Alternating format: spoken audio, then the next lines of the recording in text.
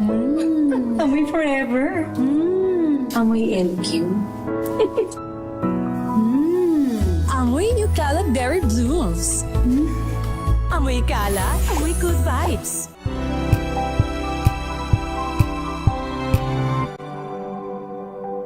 Hello, Washi! Laundry day na naman! Yay! Anong meron? Mancha ng chocolate, Oh. putik, may libag pa! Kaya natin yan!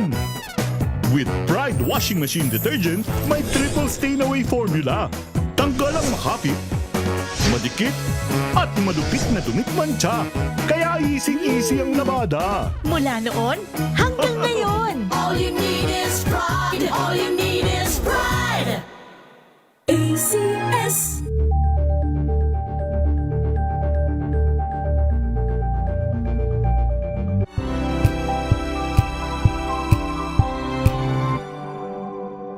Mga kalunas, dahil sa inyong pagtitiwala, ang Lunas ay may extension na. Lunas Extension. Magandang gabi Pilipinas, Metro and Mega Manila. Tutok na po dito sa programang Lunas Extension sa DZRH at RH TV. Samahan niyo po kami for 30 minutes at pag-usapan po natin ang ating kalusugan, pangangalaga ng ating katawan at pag-iwas sa iba't ibang karamdaman.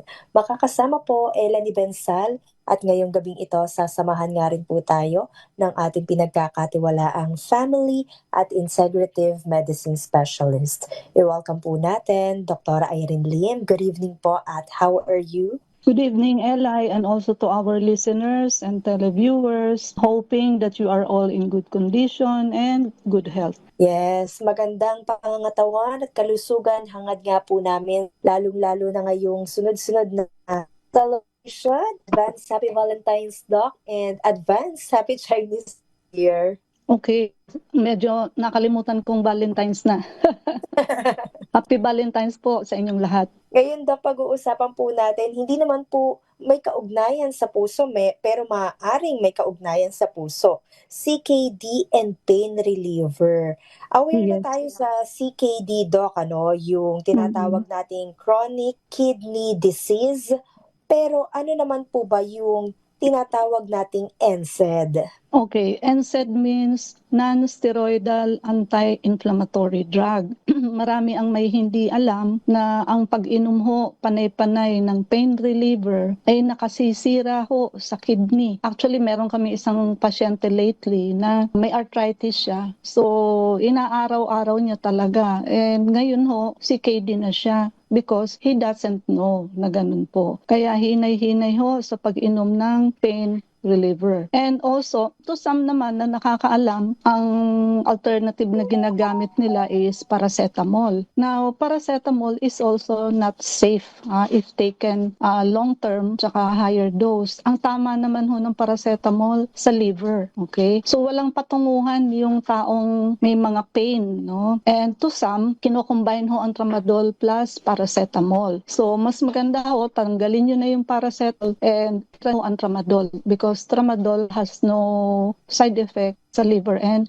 kidney. Okay, pero ano nga po ba, Doc, yung panganib or yung mga anti-inflammatory drugs sa ating kidney? Okay, by the way, I forgot to mention ano bang example nitong mga NSAID. Yan, kilala niyo ho itong mga to. Mefenamic acid, ibuprofen, diclofenac, naproxen, celecoxib, and injectable ketorolac. Now, itong celecoxib, other patient thought that it is safe. Wala lang ho itong GI irritation sa stomach, unlike yung iba nating mention. But speaking of kidney, andoon pa rin ho ang kidney damage. And danger of NSAID to the kidney. Ang ginagawa ho kasi ng NSAID, ang normal situation may prostaglandin na pinalalawak ang ugat papunta sa kidney. Ang resulta ho, sapat ang blood flow, buhay ang kidney. Pagka uminom kayo ng NSAID, pinapatay ho ang prostaglandin. So, kumikipot ho ang ugat papunta sa kidney. Of course, bumababa ho ang blood supply. Nagkakaroon ho ng kidney ischemia and biglang bagsak ho ang GFR and causing acute kidney injury. So magiging CKD po yan. Minsan ho, sa talagang CKD patient na, isang tablet lang ho minsan sapat na para bumilis ang kidney failure. And also, tandaan niyo ho itong triple whammy na to, no? Pinakadelikadong kombinasyon. Yung mga ARB, ito ho yung mga sartan, losartan, valsartan, enalapril. Ito naman ho ang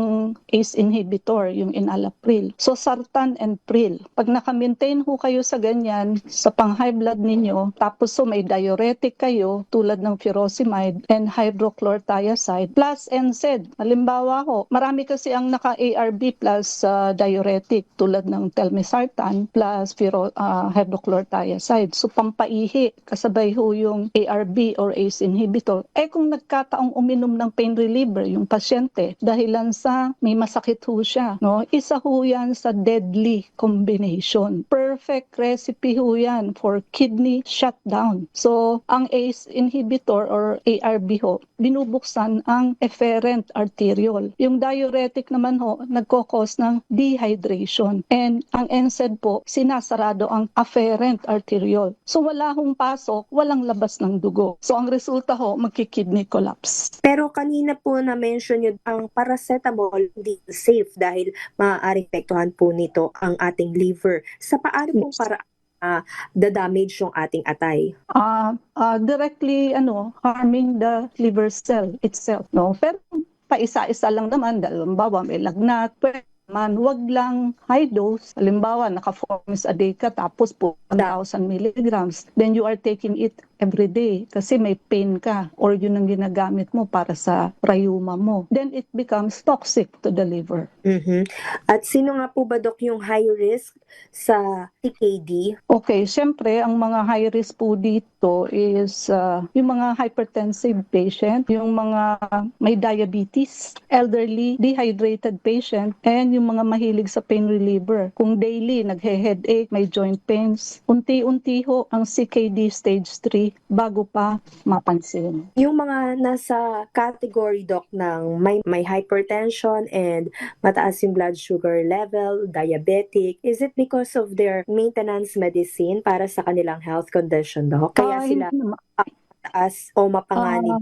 Hindi naman ho sa gamot, but yung uncontrolled hypertension and uncontrolled diabetes, yan ho ang nakakasira ng kidney. And let me remind you na ito hong mga losartan and pril, no, like enalapril, so ARB and ACE inhibitor, napakahina ho kasi niyan pang-control ng BP. And karamihan ho ngayon, sabihin na nating 90%, yan ho ang iniinom ng pasyente because of the promise of renal protection. Kaya yan din ho ang binibigay ng mga doktor. But what is happening, hindi ho magte-take effect ang renal protection if the BP is not controlled. So kung alam niyong mahina, wag na yun ang ibigay niyo sa pasyente. Kasi hindi naman ho mangyayari yung protection sa kidney kung ang BP ho ay hindi kontrolado. Kasi nga ho, napakahina hong pangbaba ng BP itong dalawang to. No? Okay, so importante pong ma-control yung ating BP at yung ating blood sugar level,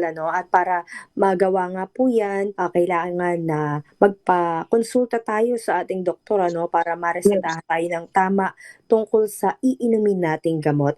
Anyway, Doc, alamin rin naman po natin kung ang normal na creatinine ay safe nga po ba at ano nga rin po ba ang epekto ng NSAID sa electrolytes. Yan po lahat ating babalikan maya-maya. Meanwhile, Doc, may promo pa nga rin daw po ba tayo kahit February na? Okay, meron pa rin ho. No, hindi namin maisara to dahil basic po kasi ang cleansing and detoxification. So yung ating buy 2 plus 1, malilibre nyo pa rin ho yung vector scan. So wala hong radiation ito, whole body scan ho siya and more than 90% ang accuracy nito. Now, para hong ang binili nyo lang yung detox and blood cleansing. Yung atin hong drip, so kahit wala kayong check-up, pwede kayong magpa-drip. Yung atin hong soap, IV anti-aging soap and IV whitening soap, napakabisa hong pangbanat at pangpaputi. So naka 5 plus 1. So tuwan-tuwa ho dito mga elderly natin, kaya dose-dose na ho ang binibili. And also yung ating beauty set, Love Your Skin, LUVURSKIN. So kahit ilang apply nyo pa lang ho, makikita nyo ho ang galing magtanggal nito ng mga impurities sa mukha at puputi ho yung face ninyo, no? And pareho kong available sa Shopee yung ating sabon, yung ating beauty set, at yung atin hong of course coffee. Wala hong tumikim nito na hindi nagsabing masarap. So bukod ho doon, daig pa ang uminom kayo ng isang kapsula ng herb. Kasi ho ang laman nito 15 powerful natural herb. Marami hong na-address itong comorbidities ng pasyente. And of course yung ating pag gusto niyo ho ng discount, by bulk ho ang bilhin ninyo. Buy 10 boxes, discount of 50 pesos per box. Buy 20 boxes, discount of 90 pesos per box. And buy 30 boxes, discount of 100 pesos per box. And yung atin hong anti-diabetic and anti-obesity shot, so once a week lang po ito. Hindi na ho kayo iinom ng inyong pang-sugar at even insulin. And sa kasagutan na ho ito sa mga hindi maibaba ang sugar at hindi pumapayat. Now, elderly, nahirap na hong lumakad, wag nyo na hong hintayin na kayo maging alagain at bedridden. So ngayon pa lamang ho ay magpa-treatment na kayo. And yung mga ayaw ho ng opera, gallstone, kidney stone, ayan, mailalabas nyo ho yan sa inyong pupu and wiwi nang walang operation. Yung mga barado ang puso, meron din ho tayo non-invasive procedure dyan na kayo ho ay gagaling, hindi na kayo maooperahan. And of course, yung PRP ho, platelet-rich plasma, para ho itong stem cell, but hindi ho siya stem cell. Cell repair, cell regeneration, and tissue healing ang ginagawa nito. So, ginagamit ho natin ito sa CKD, sa mga liver cirrhosis, sa may Alzheimer's, sa may mga diabetes, diabetic foot, yung mga mapuputulan ho ng paa, no? And marami pa hong iba. Actually, osteoarthritis, PRP, ito ho ang hinaharap o kumbaga very effective na pwedeng gawin in the future, no? And yung ating book 1 and book 2, Unveiling the Truth of Diabetes, ayan, inom ho kayo ng inom ng gamot, di naman kayo gumagaling. So, sa librong ito malalaman ninyo kung ano ang katotohanan. Kailangan nyo malaman ang katotohanan para gumaling ho kayo, ma-address ang root cause. And yung atin hong book 2, so ito hong book 2 natin, Food 101, ito ho ang magiging Biblia at diksyonaryo ninyo when it comes to food, sa pagkain. Bago ho kayo uminom ng isang gamot, i-check nyo muna sa ating book Food 101 if it is okay or not. For our social media, type Doc Irene Lim sa ating YouTube, Facebook, Reels, and TikTok. And pati ho yung FB page natin, Ano Ba Talaga Doc? And paki-follow na rin po. Kailangan ko po yung follow ninyo para ho later magla-live na ho tayo once a week. Mas makapagtatanong po kayo ng marami, no? And tayo ay nasa Unit 1101, Clinica Medica 101, Centuria Medical Makati. Our hotline 8546 9412 0922-875-2899 0919-995-6168. I repeat, 8546-9412 0922-875-2899 0919-995-6168. Usapang CKD and pain reliever, babalikan po natin pagkatapos lamang po ng ilang paalala.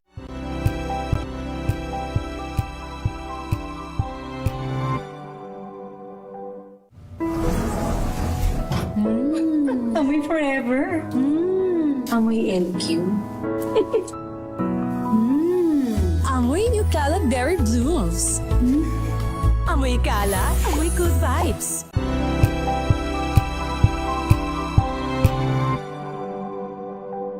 Tambalang Anthony Taberna at Jerry Baha ang gigising sa inyong umaga dahil lalatay ang humahagupit na diskusyon at komentaryo Lunes hanggang Biyernes sa 2x2.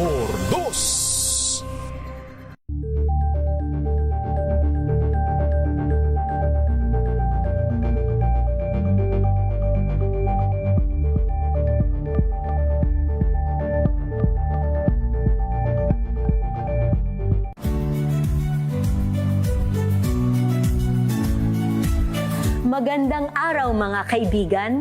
Ito po ang inyong balerina ng bayan, si Lisa Makuha Elizalde, na nag-aanyaya sa inyong samahan kami at ang aming mga espesyal na panauhin para sa kalahating oras ng masayang kwentuhan sa aming programang Art to Art, kung saan ang usapang sining at kultura ay para sa lahat. Huwag kaliligtaan, tuwing linggo, alas 3:30 ng hapon, dito lamang sa DZRH Radio, DZRH TV, at via online streaming.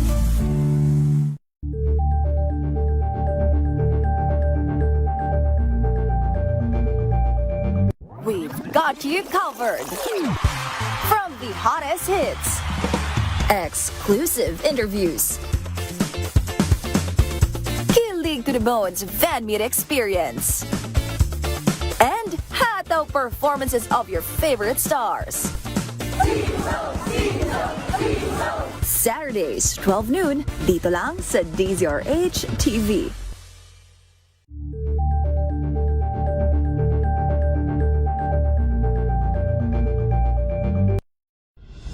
Tuloy-tuloy ang pagtulong, tuloy-tuloy ang pagseserbisyo, at tuloy-tuloy ang balitaan kasama si May Binauhan sa Operation Tulong mula Lunes hanggang Biyernes.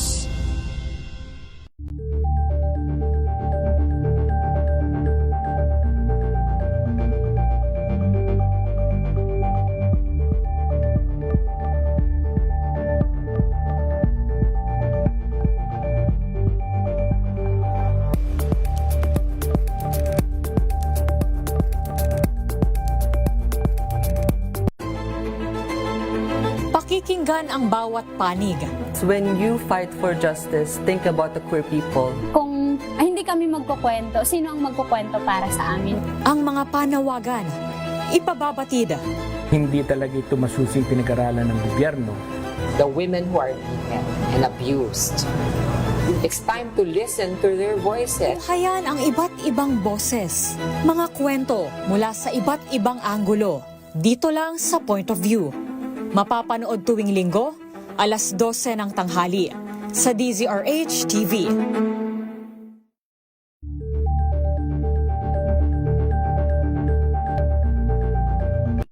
Mga dagdag na kaalaman at usapang pangkalusugan. Lunas Extension. Nagbabalik po second part ng ating discussion dito pa rin po sa programang Lunas Extension sa DZRH at RH-TV. Kasama pa rin po natin Dr. Irene Lim at pinag-uusapan nga po natin para sa mga kakatune in rin lamang CKD and pain reliever. Alamin naman natin ngayon, Doc, ano nga po bang pain yung madalas na cause ng overuse ng pain reliever? Yes, no? Nangunguna dyan, Ella, yung arthritis. Because there are some people na paghupaho ng pain reliever, andyan ho uli yung pain. And may mga taong hindi ho makatayo at hindi makapasok sa trabaho without taking pain reliever. So talaga hong natin 3 times a day and every day ang pag-inom. So sa ganung kaso ho, masisira ho talaga ang kidney. Yung may mga back pain, yung mga paulit-ulit ho ang headache or migraine, at dysmenorrhea. But of course, at least once a month lang yung dysmenorrhea. No? So yung pag-take natin ng pain reliever, be cautious tayo, maging maingat. Hindi nga po ito dapat inuugali. Kumbaga, kailangan pa rin na i-monitor natin kung hanggang kailan lamang talaga dapat ito inumin. Yes. When it comes to creatinine, Doc, ang normal na creatinine ay safe bang maituturing o dapat siyang i-double check rin dahil baka may hidden pain or sabihin natin may kaakibat tong seryosong sakit din? Okay, so ang sagot po dyan ay hindi ho safe. No? So having a normal creatinine daw ho is an illusion. So hindi ibig sabihin na normal, safe sa kidney. Kasi late na ho kasi bago tumaas ang creatinine. So by that time na tumaas ang CREA, nasa mga 50 to 75% ng kidney is already damaged.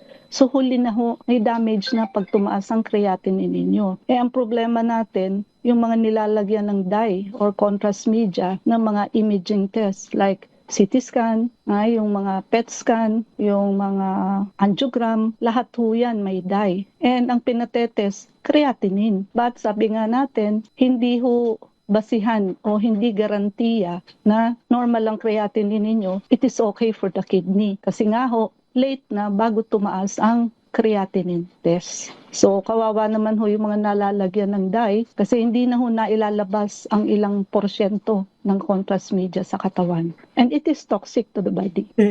Kapag yung normal yung creatinine natin, Doc, hindi ito nag-guarantee na 100% pa rin nagpo-function yung ating kidney. Correct. No? Pag-usapan naman natin ngayon, Doc, yung effect nga naman po ng NSAIDs sa electrolytes. Kasi mahalaga rin po itong electrolytes, no? Kasi ito yung nagbabalance sa atin, Doc, di ba?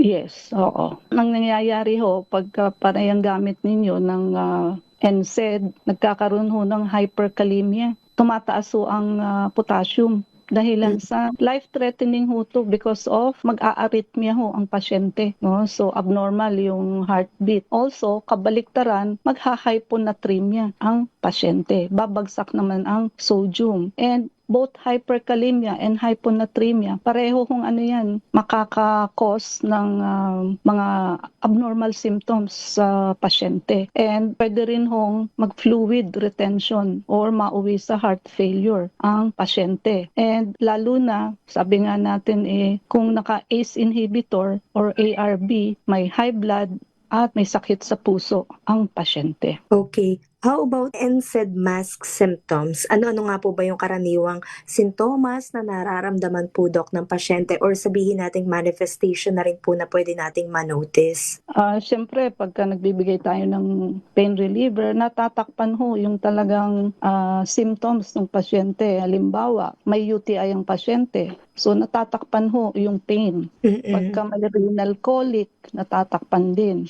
And tinatago niya ho yung inflammatory signal. Kaya sa kaso ng appendicitis, hindi ho tayo nagbibigay ng pain reliever because mamamask ho yung symptoms. Ang kaso ho kasi ng appendicitis, ang klase ng pain is continuous. So, tuloy-tuloy ho, hindi on and off. So, syempre, pag binigyan nyo to ng pain reliever, hindi mo makikita kung continuous. So, mawawala ho yun. Pag nawala yung effect ng pain reliever, babalik na naman ho. So, nawala yung characteristic niya na progressive and continuous. No? And pagdating naman sa pasyente, advanced CKD na ang patient. To sasabihin ng pasyente, biglaan daw. But ang reality ho, matagal na ho pala ito. Unti-unting sumisira sa kidney. Hindi lang ho alam ng pasyente. Sa clinic niyo po, Doc, paano po makakatulong yung Dr. Irene Lim's Herbal Coffee para sa kaso ng mga may CKD at syempre yung laging umiinom po or nagtitake ng pain reliever? Okay.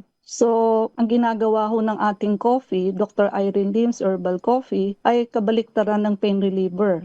Binabawasan ho ang chronic inflammation na pinagmumulan ng sakit.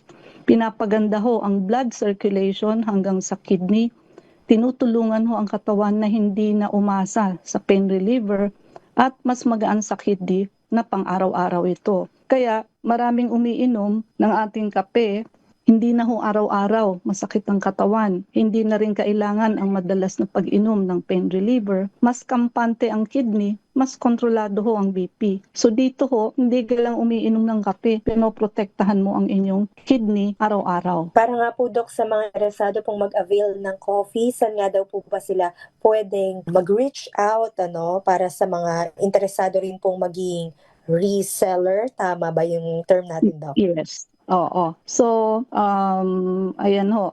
Sa Dr. Irene Lim's Herbal Coffee, sa Shopee ho, available yan. And also, dito sa 0922-875-2899.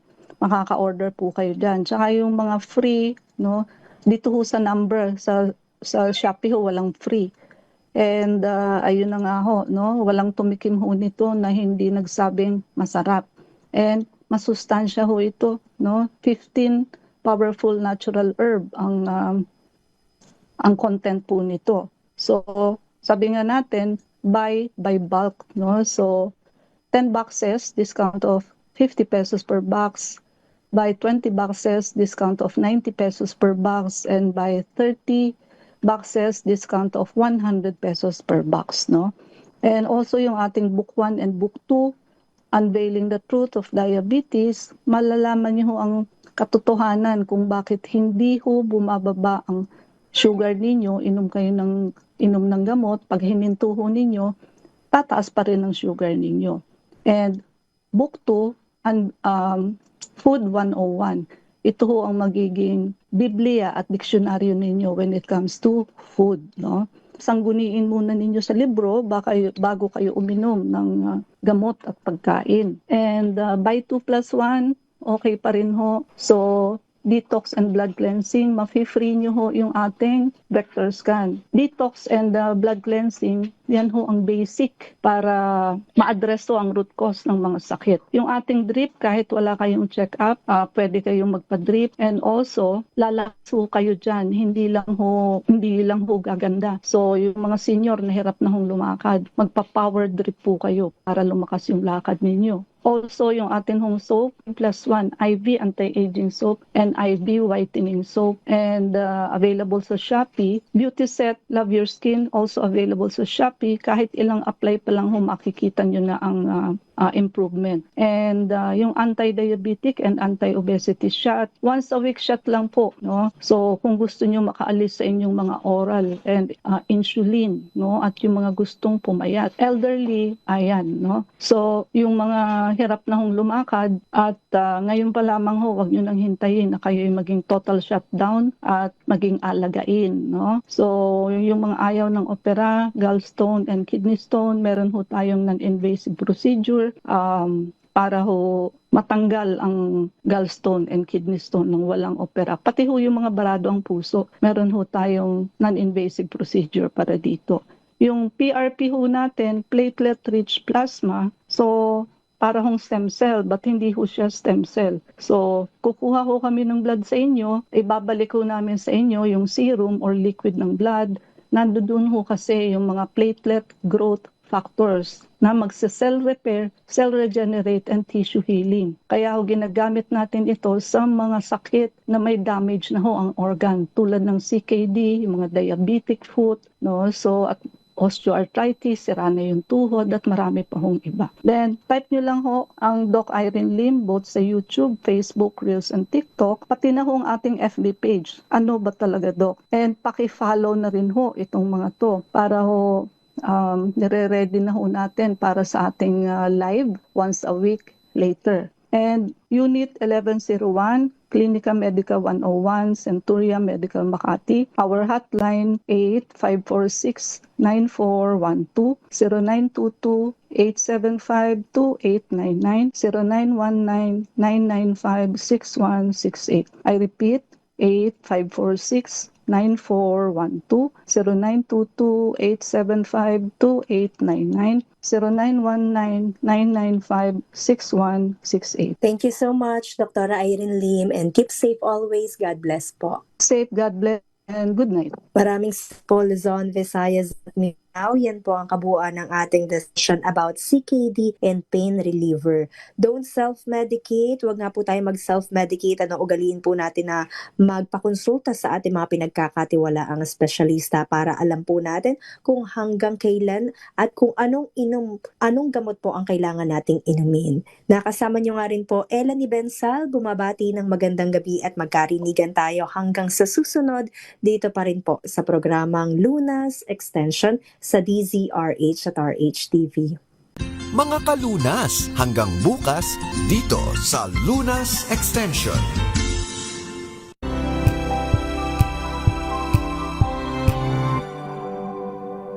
Sa loob ng 86 na taon, DZRH ang naging kaagapay ng mga Pilipino sa balita, sa serbisyo at sa bawat kwento.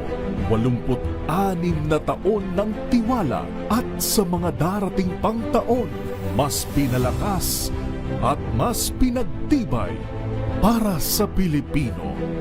DZRH, una sa Pilipinas, una sa Pilipino.